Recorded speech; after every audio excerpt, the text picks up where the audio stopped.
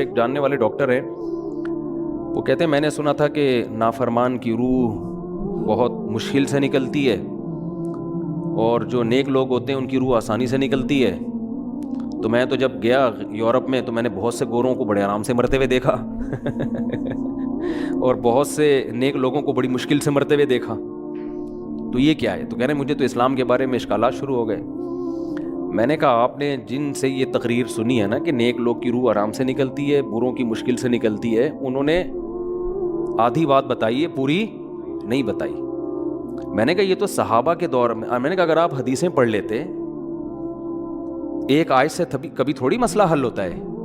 آپ کسی کی ایک بات لے رہے ہیں، دوسرے موقع پہ جو اس نے تشریح کی ہے وہ آپ نہیں لے رہے. میں نے کہا معاذ اللہ، اگر کسی کی کوئی موت کی کسی کو بہت تکلیف ہو رہی ہے، یہ اس معاذ اللہ اس کے برے ہونے کی علامت ہے، تو یہ تو پھر کفر ہے. احادیث میں آتا ہے کہ آپ صلی اللہ علیہ وسلم کو موت کی تکلیف دوسروں سے زیادہ ہوئی ہے. آپ صلی اللہ علیہ وسلم فرمایا اوعکو کما یوعکو رجلان منکم، مجھے بخار میں اتنی تکلیف ہوتی ہے جتنی تم میں سے دو آدمیوں کو ہوتی ہے. آپ پر جب بیماری آتی تھی نا، آپ کو تکلیف دوسروں سے زیادہ ہوتی تھی. اور امی عائشہ رضی اللہ تعالی عنہا فرماتی ہیں کہ نبی صلی اللہ علیہ وسلم کا سر مبارک میری گود میں تھا جب آپ کی روح نکلی ہے، اور آپ کی جو میں نے موت کی تکلیف دیکھی ہے، جس شدت میں آپ جس تکلیف میں تھے، اس کے بعد مجھے کسی کی موت کی جو آسانی سے کوئی دنیا سے گیا ہو نا، اس کے مرنے پر مجھے کبھی رشک نہیں آیا. رشک کا کیا مطلب؟ کہ بھئی یہ اتنی آسانی سے چلا گیا تو اس کا مطلب یہ زیادہ اچھا تھا، اور معاذ اللہ آپ صلی اللہ علیہ وسلم کے اعمال کم تھے، تو یہ تو ممکن نہیں ہے نا. کہتے ہیں مجھے کبھی کسی پہ رش نہیں آیا کہ آرام سے مر گیا تو بہت نیک ہوگا. ٹھیک ہے نا، بہت مشکل ہے سمجھانا. امی عائشہ فرماتی ہیں کہ یعنی امی عائشہ کی حدیث کا مفہوم بیان کر رہا ہوں کہ نبی صلی اللہ علیہ وسلم کی موت کے وقت جو تکلیف کی حالت تھی، اس کو جب سے میں نے دیکھا ہے، تو امی عائشہ کی بات کا خلاصہ یہ ہے کہ اب اگر میں کسی کو دیکھتی ہوں نا کہ آرام سے روح نکل رہی ہے، یعنی آرام سے مر رہا ہے، دنیا سے جا رہا ہے، تو مجھے اس پہ رش نہیں آتا کہ وہ بہت نیک ہوگا. کیا مطلب؟ اس کا نیک عمل سے تعلق بولتے کیوں نہیں ہے. لیکن ہمارے ہاں سارا مدار کس پر ہے؟ مرنے کے بعد شکل کیسی ہے اس کی؟ آڑا ترشا ہو گیا تو جہنم میں جا رہا ہے، اس کا مطلب. اور اگر مرا ہوا ہے، دانت کھلے میں، ایسا لگ رہا ہے مسکرا رہا ہے، تو سیدھا کہاں جا رہا ہے؟ او بھائی، اگر خدا نخواستہ کوئی لکوے کا مریض تھا، کوئی فالج کا مریض تھا، وہ تو مرے گا تو اس کا تو بیچارے کا ہوگا تھوڑا سا چہرہ بھی ٹیڑھا ہو سکتا ہے، کچھ بھی ہو سکتا ہے. نیک لوگوں کا بھی ہو سکتا ہے. تو مدار کس پر ہے؟ اعمال پر. اور نیک لوگوں کو بعض دفعہ موت کے وقت ڈبل تکلیف دی جاتی ہے. ایک تو اس لیے دی جاتی ہے، یا تو اس لیے کہ کوئی گناہ ان کا باقی رہ گیا ہوتا ہے. اللہ کیا کہتے ہیں؟ بھائی قبر میں جانے سے پہلے اس کو ہمارے پاس دھلا کے لے کے آؤ، صاف ستھرا ہو کے. اب ہمارے پاس آ رہا ہے تو اب ہم نہیں چاہتے کہ اس کے گناہوں کی گٹری ہو، اس کو پاک صاف کر کے لے. میں نے بڑے بڑے بزرگ دیکھے جن کو آخری وقت میں بہت مصیبت میں گزری ان کی، یعنی زندگی کے آخری ایام، بیٹیوں کی ٹینشن، کسی بیٹی کو طلاق ہو گئی، وہ گھر آ گئی، کوئی اور مسئلہ ہو گیا، تو بڑی ٹینشن میں آخری وقت. لیکن وہ زبان سے کیا کہتے تھے؟ شکر. کیا شاید اللہ تعالیٰ ہمارے گناہوں کو معاف کرنا چاہتا. اولاد کی حدیث میں آتا ہے کہ انسان کو اس کی گھر والی کی طرف سے، اس کی اولاد کی طرف سے، اس کے جسم کی طرف سے تکلیفیں پہنچتی رہتی ہیں اور اس کے گناہ معاف ہوتے رہتے ہیں، حتی لقی اللہ طاہرا مطہرا، جب اللہ کے پاس آتا ہے نیٹ کلین، بالکل گناہوں سے پاک صاف ہو گیا. لیکن یہ تکلیف ہوتی ہے جس میں صبر کی توفیق بھی ملتی ہے، کیونکہ اللہ دے رہا ہے نا تکلیف، اور اللہ سزا کے طور پہ نہیں بلکہ کفارے کے طور پہ، تاکہ ہمارے پاس آئے تو صاف ستھرا ہو گئے. تو اس تکلیف میں پھر صبر کی توفیق، اس لیے علماء کہتے ہیں جس تکلیف میں صبر کی توفیق مل رہی ہے، سمجھ لو یہ رحمت ہے. یہ کیا ہے؟ رحمت. یہ اللہ آپ کو بنانا چاہ رہا ہے کچھ. اب لوگ کہتے ہیں یہ والی تکلیف کیوں، وہ والی کیوں نہیں آئی، یہ تو بہت زیادہ ہو گئی. تو بھائی اللہ سے کوئی نہیں لڑ سکتا، وہ جو دے رہا ہے وہ اس پہ صبر کرو. اسی کو کہتے ہیں تقدیر پر رضا. جو اللہ نے مقدر کیا ہے بس ہم اس پہ کیا ہیں؟ کوشش کریں گے، اللہ سے عافیت مانگیں، اے اللہ ہمیں تکلیفیں نہیں چاہیے، ہم تو ویسے ہی کمزور ہیں، ایسا نہ ہو تکلیف میں اور یا نافرمانی پہ نہ آ جائیں. ہمیں تو خوشیوں بھری زندگی چاہیے، اور اللہ ان خوشیوں میں شکر کی توفیق دے کے گناہ معاف کر دے. ٹھیک ہے نا؟ جیسے لوگ حکیم کے پاس جاتے ہیں، حکیم صاحب کے پاس دو طریقے ہوتے ہیں علاج کے. ایک طریقہ تو یہ کہ بھائی یہ کڑوی گولی ہے، 2-3 کھاؤ گے فٹ فاٹ ہو جاؤ گے، اس میں یہ بھی پرہیز، یہ بھی پرہیز، یہ بھی پرہیز. اور ایک طریقہ ہوتا ہے بھائی دودھ جلیبی کھاؤ، علاج لمبا ہو جائے گا، لیکن وہ دوا میں کیا ہے؟ دودھ جلیبی. تو آپ کہتے ہو بھائی یہ دودھ جلیبی والا مجھے دے دو، ٹھیک ہے لمبا علاج کروا لوں گا، فائدہ دیر سے ہوگا، لیکن میں یہ کریلے کا جوس نہیں پی سکتا. تو ہم نالائق لوگ ہیں. شکر سے بھی انسان کے ترقی ہوتی ہے، تو اللہ سے یہ مانگنا چاہیے اللہ ہمیں نعمتیں دے، تکلیفوں سے بچا اور شکر کی توفیق دے تاکہ ہمارے درجات بلند ہو. تو شکر کے بھی تو بڑے فضائل ہیں نا. تو مانگنے تو کیونکہ عبدیت اور غلامی کا تقاضا یہ ہے کہ اللہ سے عافیت مانگی جائے، لیکن اللہ تکلیف دے دے تو اس پہ صبر. تو ہمارے نبی صلی اللہ علیہ وسلم کو ہاں یا تو اس لیے تکلیف ہوتی ہے گناہ معاف، یا اس لیے کہ درجات بلند. اللہ چاہتا ہے کہ بھئی یہ دنیا آزمائش کی جگہ ہے، جب آخرت میں آنا تو اتنا تجھے نوازوں. تو ہمارے نبی صلی اللہ علیہ وسلم جنت میں آخرت میں سب سے اعلیٰ مقام کس کا ہوگا؟ سید الانبیاء محمد صلی اللہ علیہ وسلم، حضرت آدم سے بھی زیادہ، نوح علیہ السلام سے بھی زیادہ. تو اللہ نے فرمایا کہ آپ کو پروٹوکول دینے کے لیے آخری جو اب آپ کا آخرت کا سفر ہے نا، اس میں مادی تکلیف آپ کو دوسروں سے زیادہ دی جائے گی. یہی وجہ ہے کہ حضرت فاطمہ رضی اللہ تعالی عنہ آپ کی چہیتی بیٹی، جب انہوں نے آپ صلی اللہ علیہ وسلم کی اس تکلیف کو دیکھا نا، جو موت کے وقت تکلیف تھی اور جو بخار کی شدت تھی، واہ کربا ابتا، فرماتی تھی ہائے میرے والد کا کرب. بہت زیادہ غمزدہ ہو گئی ان کو دیکھ کر کس قدر تکلیف میں ہے.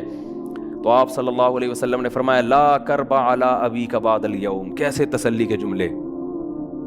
اپنی بیٹی سے فرمایا ہے فاطمہ تیرے باپ پر آج کے بعد کوئی تکلیف، بولو لا کربا علی ابیک بعد اليوم. اس میں بھی آپ صبر کا پہلو تلاش کر رہے ہیں، شکر کا. بس یہ اللہ کی طرف سے آخری ہے. آج کے بعد اے میری بیٹی تیرے باپ پر کوئی تکلیف نہیں. اپنی بیٹی کو بھی تسلی دے رہے ہیں کہ غم ہلکا کر، بس یہ اللہ کی طرف سے آخری ہے، آج کے بعد کوئی تکلیف نہیں ہوگی. تو ہمارے ہاں وہ بیچارہ تکلیف سے جا رہا ہے تو یار دیکھا آ گیا نا سامنے، لوگ کہنے یہ دیکھا، ہم تو کہتے تھے بندہ ہی 2 نمبر ہے، اب آ گیا نا تو دیکھو کیسے مر رہا ہے. اور پیغمبروں کو تکلیف تو دی جاتی ہے، لیکن کوئی ایسا عیب نہیں ہوتا، ایسی بیماری نہیں ہوتی جو لوگوں میں معیوب سمجھی جاتی ہو. یہ نہیں ہوتا، کیونکہ پیغمبر اللہ کے قاصد ہیں، تو اللہ ان کو ہر لحاظ سے امت کو یہ بتانا چاہتے ہیں یہ میرے رسول ہیں، یہ میرے سفیر ہیں. تو کوئی بھی ایسی چیز جس کی وجہ سے لوگوں کو ان سے نفرت ہو، یا طبعی نفرت جو انسان کے اختیار میں نہیں ہوتی، تو اللہ ایسی بیماری اور ایسی تکلیف سے بچاتے ہیں ان کو. سمجھ میں آ رہی ہے بات؟ لیکن امتی کو ایسی تکلیف ہو سکتی ہے.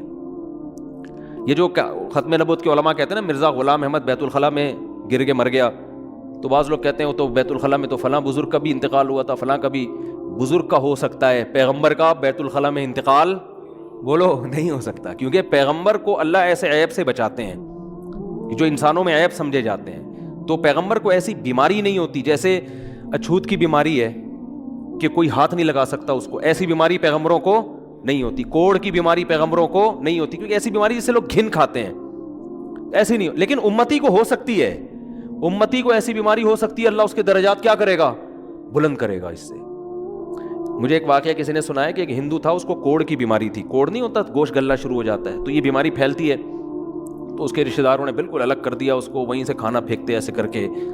کہیں تبلیغی جماعت گئی، ان کو پتہ چلا، وہ بیٹھ گئے اس کے پاس جا کے، اس کو کھلا بھی رہے ہیں پلا بھی رہے ہیں. تو وہ بڑا متاثر ہوا، یار سب نے چھوڑ دیا اور مسلمان ہو کے تبلیغ والے تو اکرام کا کوئی موقع الحمدللہ چھوڑتے نہیں ہیں. تو وہ مسلمان ہو گیا اور پھر اس کا انتقال ہو گیا تھوڑے دنوں میں. اب دیکھو اللہ نے جو اس کو کوڑ کی بیماری میں ڈالا، یہ بیماری اس کے لیے رحمت بن گئی کہ نہیں بن گئی؟ تو کفر کی حالت میں کوئی اچھا کام کیا ہوگا اس نے، اس کے بدلے میں اللہ نے اس کو کیا دے دیا؟ کوڑ کی بیماری. اب دنیا کہے گی یار عام کافر جو اچھے کام نہیں کرتے وہ تو فٹ فاٹ گھوم رہے ہیں، اور یہ تھوڑا بہت خیال کرتا تھا، اس کو اللہ نے کیا دے دیا؟ بھائی اس کو دیا اس لیے کہ اللہ کو پتا ہے کہ جی کوڑ میں ہوگا تو تبلیغ والے آئیں گے، اس کی آؤ بھگت کریں گے اور یہ کیا ہو جائے گا؟ اسلام میں داخل ہو جائے گا. تو اللہ کے کام ہے، یہ اللہ ہی بہتر جانتا ہے. تو بعض دفعہ اللہ تکلیف میں ڈالتے ہیں تاکہ آپ کے گناہ دھل جائیں. تو اس لیے موت کی جو تکلیف ہے نا، اچھا اور عین ممکن ہے کوئی بہت بڑا بدماش ہو، بڑے آرام سے مر جائے وہ، اور مرنے کے بعد ایسی خوبصورت اسکن ہو جائے اس کی کیونکہ اسکن کی اچھے یا برے ہونے کا تعلق موسم سے ہے جینے, ٹھیک ہے نا. جس کو برین ہیمریج ہوتا ہے تو چہرہ خراب ہوتا ہے, چاہے وہ نمازی ہو. میں نے ایسے پکے نمازیوں کو جن کی نماز کی حالت میں ڈیتھ ہوئی ہے, ان کو دیکھا موت کے بعد ان کا چہرہ کالا ہو گیا. یہ بری بات نہیں تھی, یہ کالا اس لیے ہو گیا کہ برین ہیمریج ہوا, رگ پھٹی ہے تو بلیڈنگ ہونا, اور ہارٹ اٹیک بھی ہوا پھر ان کو. تو ڈاکٹر کہہ رہے تھے ان کو جلدی دفناؤ کیونکہ یہ بہت جلدی ان کا جسم خراب ہو جائے گا. حالانکہ پھر میں نے خواب میں ان کو جنت میں بھی دیکھا. صحیح ہے نا. تو خام خامنہ لوگوں نے یہ چیزیں بنائی ہوئی. تبھی میت کو چھپانے کا حکم ہے, کیونکہ اکرام کرنا ہے نا, تو چہرہ مرنے کے بعد بگڑنا شروع ہوتا ہے. یہ ہر ایک کا ہوگا, چاہے نیک ہو چاہے برا ہو. تبھی تو حکم ہے کہ اس کو جلدی دفن کرو, کیونکہ اس کی توہین ہے اب لوگوں کے سامنے رکھنا. اور ہمارے یہاں کیا ہو رہا ہے, باقاعدہ مردوں کے ساتھ سیلفیاں چل رہی ہیں, ناک میں روئیاں ٹھوسی ہوئی ہیں اور ویڈیو بن رہی ہے اور زیارت ہو رہی ہے, لائن لگ لگ کے پبلک دیکھ کے جا رہی ہے. کیا جاہلانہ رسم ہے یار, کیا جاہلانہ. میت میں اور دلہن میں فرق ہونا چاہیے. دلہن کی منہ دکھائی ہوتی ہے, وہ محلے پڑوس کی عورتیں آتی ہیں, بھائی دلہن آئی ہے بیوٹی پارلر کر کے دیکھ رہی ہیں, تو مردے اور دلہن میں اتنا تو فرق کرو, مردے کی بھی رونمائی ہو رہی ہے. تو یہ غلط رسم ہے. انتقال ہو گیا فوراً چہرے پہ کپڑا. ہاں جو اس کے بہت قریبی لوگ ہیں, قریبی لوگ ایسا ہوتے ہیں کہ اگر وہ بدبو آ بھی رہی ہو, چہرہ بگڑ بھی جائے, ان کو نفرت نہیں ہوتی. بیٹے کو اپنے باپ سے نفرت نہیں ہوگی, چاہے جیسا بھی ہو, چہرہ جیسا بھی بگڑ جائے. وہ کہے گا یار میرا اس کا رشتہ خوبصورتی کی بیس پہ تھوڑی ہے. لیکن اجنبی لوگ جب اس کو دیکھیں گے تو چہرے کے بارے میں تبصرے بھی کریں گے. اور ایک صاحب کا انتقال ہوا, میں نے کہا جلدی دفناؤ, چہرہ نہ دکھاؤ. تو انہوں نے کہا لوگ کہیں گے یار لگتا ہے کوئی چہرہ بگڑ گیا اس لیے چھپا رہے ہیں. میں نے کہا اب تو اور چھپانا چاہیے, اس لیے کہ جس کا بگڑ جائے اس کو تو چھپائیں گے تو پھر لوگ یقیناً کہیں گے بگڑا ہوا چہرہ ہے. تو اس رسم ہی کو ختم کر دینا چاہیے. انتقال ہوا فوراً چہرے پہ کپڑا. ہاں بیوی دیکھ سکتی ہے اپنے شوہر کو, یا بیٹے ہیں, یا اس طرح جو بھائی بہن ہیں قریبی, وہ دیکھ لیں. باقی پبلک سے چھپا کے اس کو فوراً کیا کرو, دفن. اب تو قبر میں جا کے بھی دکھا رہے ہوتے ہیں.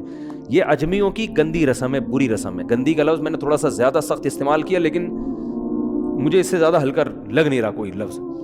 عرب میں ایسا نہیں ہوتا. سعودی عرب میں جو ہے نا, عرب لوگ بہت سی چیزوں میں ابھی بھی اسلام کے بہت قریب ہیں, بڑے خاندان. ہم لوگ چونکہ ہندوؤں کے ساتھ زیادہ رہے ہیں نا انڈیا میں, تو بہت سی چیزیں ہم نے وہاں سے کیا لی ہیں جو مذہبی لوگوں میں بھی آئی ہیں. عرب میں یہ سسٹم نہیں ملے گا آپ کو. عرب میں جب تک زندہ ہے احترام, ادب, تمیز. انتقال ہو گیا فوراً سے پہلے دفنایا, قبر پہ تختی بھی نہیں لگاتے. وہ جائز ہے تختی لگانا, لیکن وہ بھی نہیں لگاتے. کہہ رہے ہیں اب اس کو تختیوں کی ضرورت نہیں ہے, اب دعاؤں کی ضرورت ہے. دعائیں ہوتی رہتی ہیں ابا کے لیے, اور صدقات و خیرات کرتے ہیں. تب ایسا صدقے کرتے ہیں عرب کہ آپ کی سوچ ہوگی. ایسی سخاوت ہے عربوں میں, اپنے ابا کے لیے, اپنی اماں کے لیے دعائیں کرتے ہیں. وہ میں نے بتایا نا ایک واقعہ, میں نے بہت پہلے سنایا تھا. جدہ میں کسی کے یہاں ٹھہرا ہوا تھا, سعودی عرب میں, پاکستانی تھے وہ کسی عرب کے ساتھ 30 سال سے ملازمت کر رہے تھے. عربوں کا نا آپ کو ایک پہلو دکھایا جاتا ہے میڈیا پہ, جو اچھا پہلو ہے وہ نہیں دکھایا جاتا. جو اسلام کی وجہ سے ان میں خوبیاں ہیں وہ نہیں دکھایا جاتا. تو ایک عرب شیخ تھا جس کی, ہاں یہ ملازم. دوسرا عرب کا جو اصل کلچر آپ کو ملے گا گاؤں دیہاتوں میں. شہروں میں تو پتہ نہیں کون کون آگے آباد ہوا ہے, اس میں اچھے بھی ہیں برے بھی ہیں. کہہ رہے ہیں میں نے دیکھا کہ وہ ایک عرب شیخ اپنی فیکٹری سے نکلا, میں تو ایک بھکاری آیا, اس نے اللہ کے نام پہ کچھ مانگا. اس کے پاس پتہ نہیں تنخواہ بانٹنے نکل رہا تھا کیا نکل رہا تھا, اس کے پاس بہت سارے پیسے تھے ریال. تو اس نے اس کو بھکاری کو دے دیے. بھکاری کو جیسے دیے, بھکاری نے, اچھا یہ عرب بھی 80 سال کا بڈھا, تو اس بھکاری نے اس کے عربی کے ماں باپ کو دعائیں دینا شروع کر دی دل سے نا. وہ پاکستانی تھا, ہوا بڑا ڈیڑھ ہوشیار. دعائیں دی, اللہ کرے تمہارے ابا کی مغفرت ہو جائے, اللہ کرے. تو وہ عرب کو اتنا اچھا لگا, اس نے اور دے دیے. پھر وہ شروع ہو گیا, اللہ کرے تمہارے ابا وہ پھر اور دے دی. کہہ رہے ہیں اتنے پیسے اس بھکاری کو دے دیے. میں نے کہا یار یہ تو لاکھوں پتی بن گیا ہے, سارے پیسے ختم ہو گئے اس کے پاس, اور وہ گھنا دعائیں دیتا جا رہا ہے. وہ جو گھنا تھا نا وہ کیا کر رہا ہے, وہ بھی گھنا بن کے طبیعت سے دعائیں دے رہا ہے. وہ رونا بھی آ جاتا ہے پاکستانیوں کو, آپ کو پتہ ہے. تو کہہ رہے وہ چلا گیا, پیسے ختم ہو گئے. اس عربی نے کہا اگر یہ میرے پاس اور بھی پیسے ہوتے نا, یہ دعائیں دیتا رہتا, میں پیسے. بعض ایسے جذبات ہو جاتے ہیں نا انسان کے کہ اس کو لگتا ہے کہ شاید یہ دعا قبول ہو رہی ہے. بعض دفعہ ایسی کیفیات آ جاتی ہیں انسان کے اوپر. تو وہ پاکستانی تھے جنہوں نے مجھے واقعہ سنا. کہہ رہے ہیں یار ان کے اندر کوئی ان کے قریب رہے نا تو بعض چیزیں ان میں بڑی خاندانی. عربوں میں ماں باپ کا بہت احترام ہے, بہت جتنے کسٹمر کے ساتھ بدتمیز ہوتے ہیں نا، باپ اور ماں کے ساتھ اتنے ہی اچھا سلوک کرتے ہیں. ایسا نہیں ہے جیسے زبان چلا دی اور یہ کر دیا. باپ بیٹھا ہوگا، سب چپ کر کے آرام سے بیٹھے ہوں گے.